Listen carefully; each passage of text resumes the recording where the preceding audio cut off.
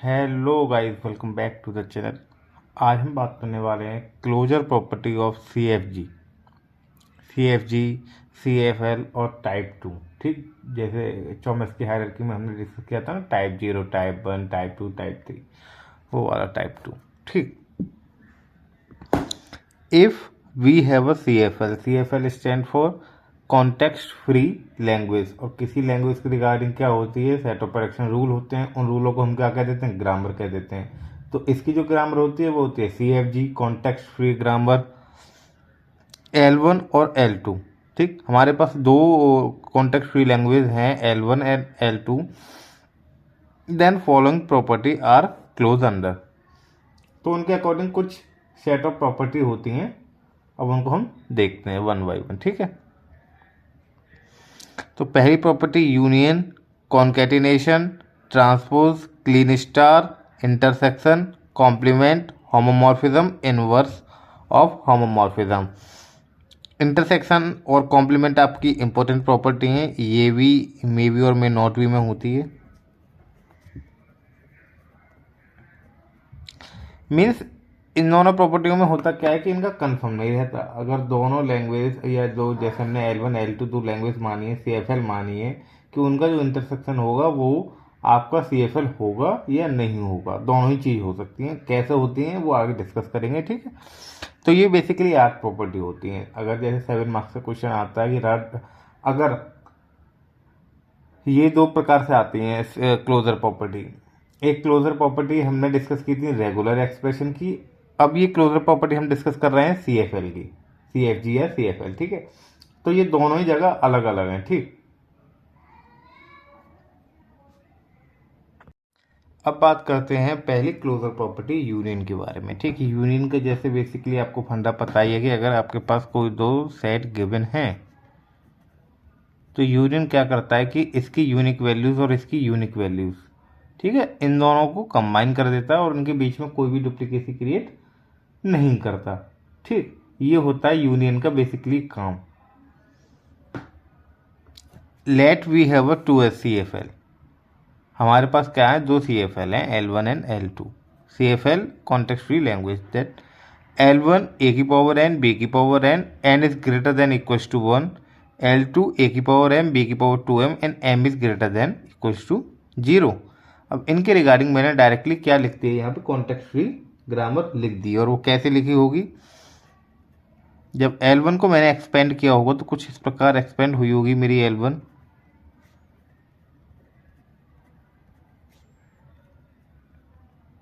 And so on, आगे चलती रहेगी। ठीक है, जब इसके रिगार्डिंग मैं क्या लिखने, CFG लिखने जाऊंगा तो लीस्ट स्ट्रिंग क्या है, AB। और आपने देखा होगा कि AB सबके मिड में आ रही है। ठीक, ये क्या है, इसके रिगार्डिंग CFG है। L2 क्या है मेरी, A की पावर m b की power 2m, then m is greater than equals to.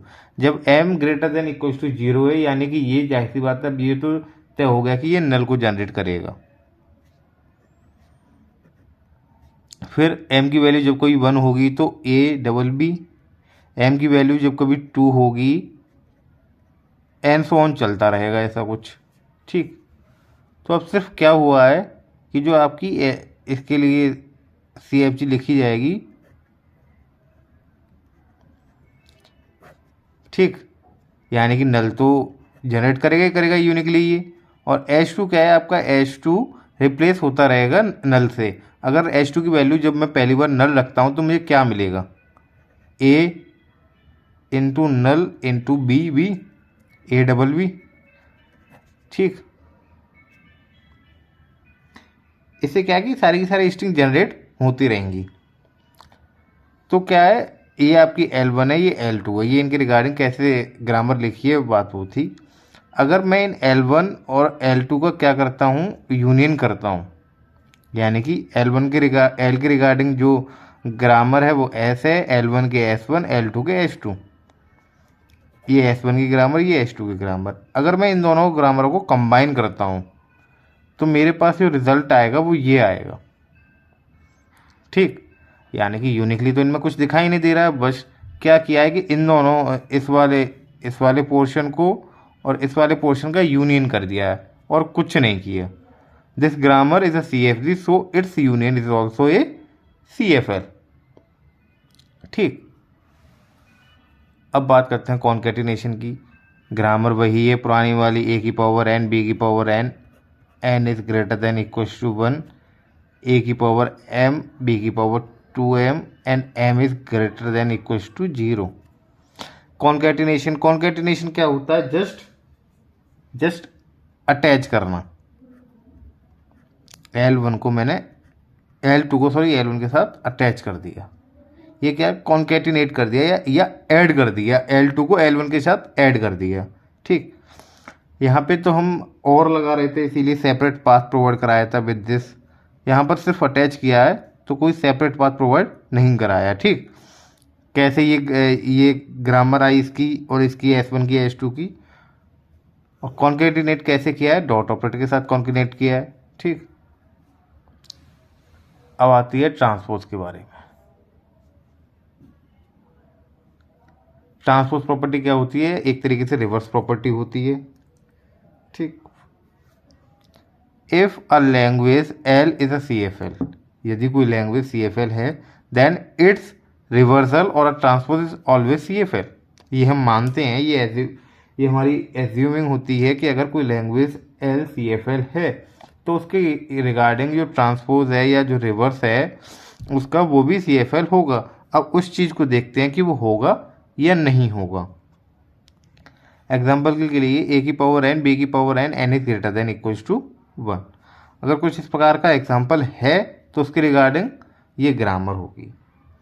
अब ये कह रहे हैं L का रिवर्स कुछ नहीं, ग्रामर को चेंज कर दो, b की पावर n a की power n n is greater than equal to 1। Grammar change हो गई, प्लेस चेंज हो गया दोनों का, तो रिवर्स तो हो गया। अब इसके रिगार्डिंग हम क्या है ग्रामर लिख के देखते हैं।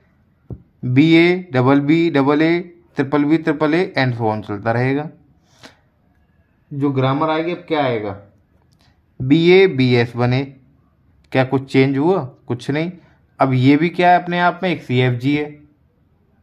ये भी क्या है अपने आप में? एक CFG है। Since this grammar is CFG then it's transpose is also a CFG। ठीक,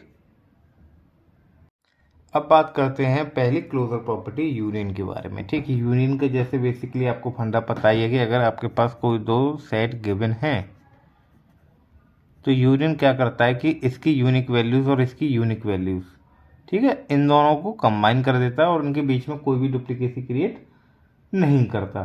ठीक, ये होता है यूनियन का बेसिकली काम। Let we have a 2 CFL। हमारे पास क्या है? 2 CFL हैं, L1 and L2। CFL context free language that L1 a की पावर n b की power n is greater than equal to 1, L2 a की पावर m b की power 2m and m is greater than equal to 0।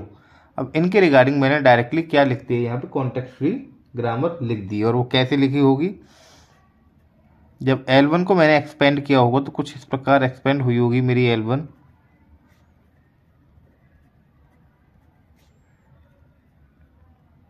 And so on आगे चलती रहेगी। ठीक है, जब इसके रिगार्डिंग मैं क्या लिखने CFG लिखने जाऊंगा तो लीस्ट स्ट्रिंग क्या है? AB। और आपने देखा हो कि AB सबके मिड में आ रही है।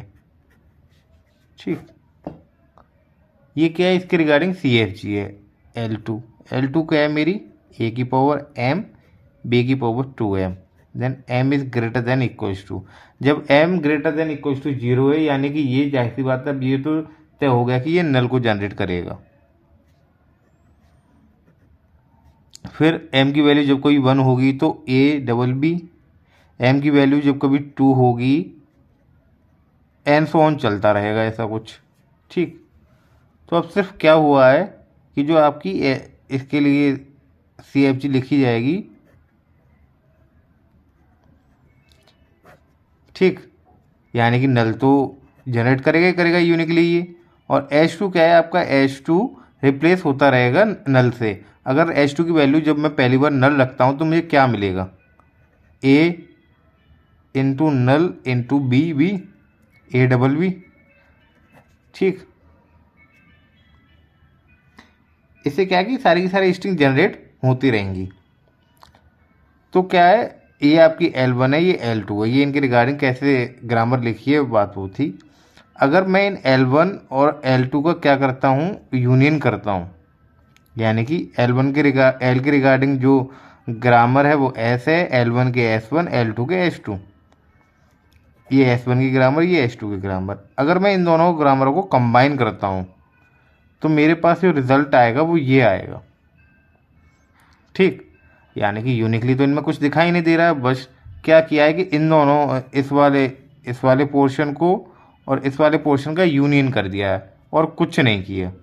This grammar is a CFG so it's union is also A CFL। ठीक, अब बात करते हैं कॉन्केटिनेशन की। ग्रामर वही है पुरानी वाली, a की पावर n b की power n, n is greater than equal to 1, a की पावर m b की power 2m and m is greater than equal to 0। Concatenation क्या होता है, जस्ट अटैच करना। L1 को मैंने L2 को L1 के साथ अटैच कर दिया, ये क्या कॉन्केटिनेट कर दिया या ऐड कर दिया, L2 को L1 के साथ ऐड कर दिया। ठीक, यहाँ पे तो हम और लगा रहे थे इसीलिए सेपरेट पाथ प्रोवाइड कराया था विद दिस। यहाँ पर सिर्फ अटैच किया है तो कोई सेपरेट पाथ प्रोवाइड नहीं कराया। ठीक, कैसे ये ग्रामर आई इसकी और इसकी S1 की S2 की, और कॉन्केटिनेट कैसे किया है, डॉट ऑपरेटर के साथ कॉन्केटिनेट किया है। ठीक, अब आती है ट्रांसपोज के बारे में।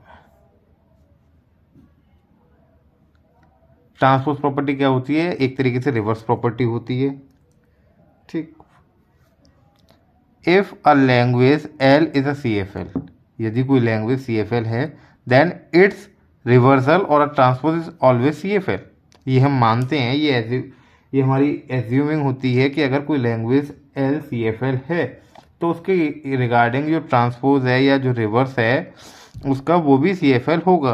अब उस चीज़ को देखते हैं कि वो होगा या नहीं होगा। एग्जाम्पल के लिए a की पावर n b की power n n is greater than equal to 1। अगर कुछ इस प्रकार का एग्जाम्पल है तो उसके रिगार्डिंग ये ग्रामर होगी। अब ये कह रहे हैं L का रिवर्स कुछ नहीं, ग्रामर को चेंज कर दो, b की पावर n a की power n n is greater than equal to 1। Grammar change हो गई, प्लेस चेंज हो गया दोनों का, तो रिवर्स तो हो गया। अब इसके रिगार्डिंग हम क्या है ग्रामर लिख के देखते हैं, BA double B double A triple A and so on चलता रहेगा। जो ग्रामर आएगी अब क्या आएगा, BA BS बने, क्या कुछ चेंज हुआ, कुछ नहीं। अब ये भी क्या है अपने आप में एक CFG है, ये भी क्या है अपने आप में एक CFG है। Since this grammar is CFG then it's transpose is also a CFG। ठीक, बात करते हैं क्लीन क्लोजर के बारे में। If we have a CFL then its Kleene closure is always CFL।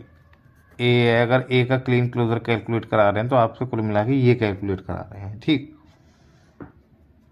Language a की पावर n b की power n n is greater than equal to 1। Standard language मान लीजिए सब में काम कर रही है, इसलिए इसका ये फ़ायदा है सिर्फ एक एग्जांपल को याद करने से कि आपका पूरा का पूरा लॉन्ग क्वेश्चन इजीली बनता चला जाता है। ये आपको बार बार सोचने समझने की जरूरत नहीं पड़ती, क्योंकि एक एग्जांपल कर लिया उससे सारी की सारी प्रॉपर्टी प्रूव हो जाती हैं। इसके रिगार्डिंग ये क्या है, एक ग्रामर है। इसके लिए मैंने सेट ऑफ स्ट्रिंग्स लिखा है AB double AB and so on. अब क्या है, मैं इस पूरी ग्रामर को इसका क्लीन क्लोजर कैलकुलेट करूँगा। ठीक, तो L स्टार, यानी कि इस पूरी ग्रामर पे मुझे स्टार कैलकुलेट करना है। कुल मिला के इस पूरी ग्रामर पे अगर मैं स्टार कैलकुलेट करूँगा तो और कुछ नहीं, सिर्फ और सिर्फ नल ऐड हो जाएगा। इसमें क्या हो जाएगा, नल ऐड हो जाएगा। ठीक,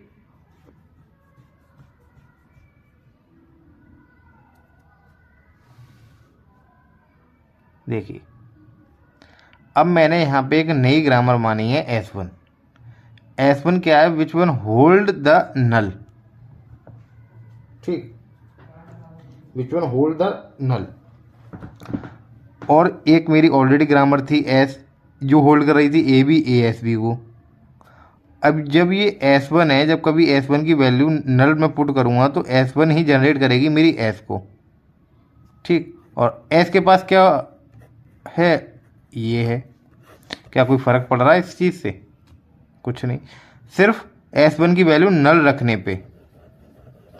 हालांकि अगर नल को मैं इसका क्लीन क्लोजर कैलकुलेट नहीं करता, अगर n की value greater than equal to 0 कर देता, देन मुझे इसकी ज़रूरत ही नहीं पड़ती और मैं क्या करता कि डायरेक्टली ग्रामर को स्टार्ट करता नल के साथ और जो भी कुछ होता इस तरीके से कैलकुलेट कर लेता। हालांकि मुझे एग्जिस्टिंग ग्रामर दे रखी है और ग्रामर का भी क्लीन क्लोजर कैलकुलेट किया है, देन ये फॉर्मेट मैंने इसके लिए अप्लाई किया है, ठीक।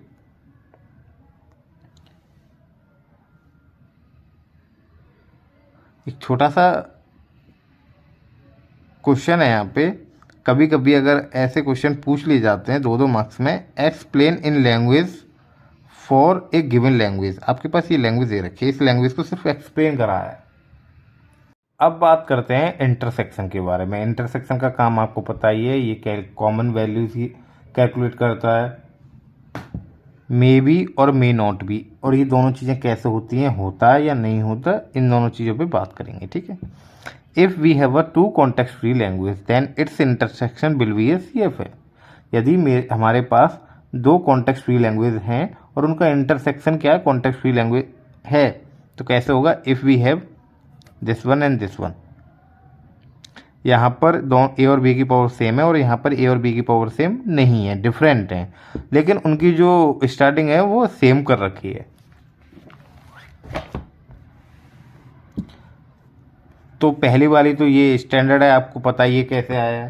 सेकंड वाली A B double A double B A double B double A B, क्योंकि वहाँ क्या था, पी और Q greater than equal to 1 था। कभी पी चल सकता है, क्यू नहीं चल सकता, कभी क्यू चल सकता है, पी नहीं चल सकता, ठीक। उसके अकॉर्डिंग ये क्या है, स्ट्रिंग डिफरेंट आ सकती हैं। तो उसके लिए जो ग्रामर लिखने का फॉर्मेट थोड़ा चेंज हो गया है। ए बी, 2 नए नॉन टर्मिनल और ऐड कर लिए। पहले वाले नॉन टर्मिनल ने क्या आपका सिंगल ए और ए ऐड होल्ड कर रखा है, और जो बी नॉन टर्मिनल है उसने एक टर्मिनल बी होल्ड कर रखा है, ठीक। ये भी हमने आपको CFG इसका लिख के दिखाया है इस वाली ग्रामर के लिए। अब इन दोनों का इंटरसेक्शन करके देखते हैं, इसका और इसका। वैसे तो इनमें इंटरसेक्शन दिखाई दे रहा है, ठीक। इनमें सिर्फ इंटरसेक्शन, जब L1 और L2 में मैंने इंटरसेक्शन किया तो मुझे इंटरसेक्शन में ए की पावर आई, बी की पावर आई और आई ग्रेटर देन इक्वल टू 1, इस प्रकार की स्ट्रिंग ही मुझे कॉमन मिली इन दोनों में। अगर L2 में ए की पावर यानी कि ए की पावर पी और क्यू की बी की पावर क्यू के फॉर्मेट में है, लेकिन पी और क्यू की वैल्यू उस टाइम पे सेम होनी चाहिए, P is equals to Q, तब जाके तो ये हम इंटरसेक्शन दोनों में मिल सकता है। अगर सेम नहीं है तो हम उस स्ट्रिंग को कंसिडर नहीं कर सकते, ठीक। अगर ऐसा है, हम इस चीज़ को मान के चल रहे हैं, तो उसके लिए मेरे पास ग्रामर ये है, ठीक। ये तो कंडीशन है, मे बी हो सकता है उसकी। अब बात कर सकते हैं नहीं होता, may not be. Let we have a two context free language, A की पावर एन, बी की पावर एन, सी की power M, N is greater than equal to 1, M is greater than equal to 1, ठीक। L2 A की power P, B की power P, C की power Q, P is greater than equal to 0, Q is greater than equal to 0। L1 की regarding string ये रही, L2 की regarding string ये रही, ठीक। S1 ने क्या होल्ड कर रखा है, ए बी, और ए ने इस स्ट्रिंग को, इनको फॉर्म, इस सेट ऑफ प्रोडक्शन को होल्ड कर रखा है, और बी ने इस सेट ऑफ प्रोडक्शन को होल्ड कर रखा है। अब कैसे होल्ड कर रखा है, क्योंकि L1 है मेरी A B C, A B C C, A B B C. क्यों कि मेरी जो ए बी होंगी वो इक्वल होंगी, लेकिन सी में भी डिफरेंट हो सकता है, टाइम टू टाइम सी में भी डिफरेंट हो सकता है। अगर सी की पावर भी एन होती तो ये तीनों के तीनों कैसी रहती, सेम रहती, ठीक। इसीलिए मैंने सी को होल्ड कराया है नए नॉन टर्मिनल पे, और विच भी है डिफरेंट, लेकिन ये ए बी कभी डिफरेंट नहीं हो सकते। तो इसके लिए पुराना वाला मेथड है, जो पुराना हम CFG पढ़ते आ रहे हैं ना, जो जब सेम रहेंगे उसके लिए, ठीक।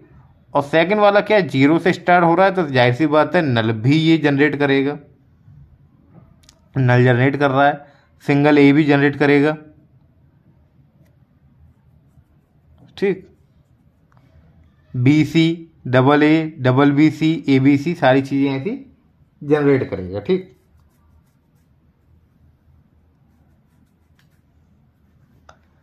बी की पावर क्यू है यहाँ पे, क्यू की वैल्यू जीरो होगी जब तो ये जनरेट करेगा, और बी सी जब भी जनरेट करेगा जब पी की वैल्यू जीरो होगी। ठीक, ए की पावर पी, बी की पावर क्यू, सी की पावर क्यू। तो एच टू के रिगार्डिंग जो ग्रामर होगी वो इस प्रकार होगी। ठीक, और जब मैं इन दोनों का इंटरसेक्शन करता हूँ, ठीक, तो मुझे कॉमन क्या मिलता है, ए बी सी, यानी कि ए की पावर आई, बी की पावर आई, सी की पावर आई, या double A, double B, double C, इस प्रकार की।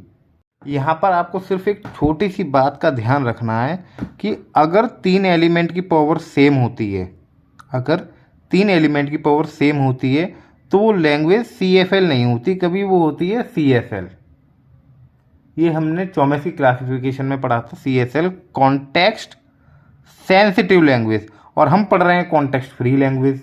तो इसीलिए हम इसको कहते हैं मे नॉट बी, हो भी सकता है और नहीं भी हो सकता। हमने जैसे ही यहाँ पर सेट ऑफ कुछ और स्ट्रिंग ऐड की, कुछ और नए पैटर्न ऐड करने की कोशिश की, तो ये फेल हो गया, ये किस में चला गया, सी एस एल में। ठीक, थैंक यू।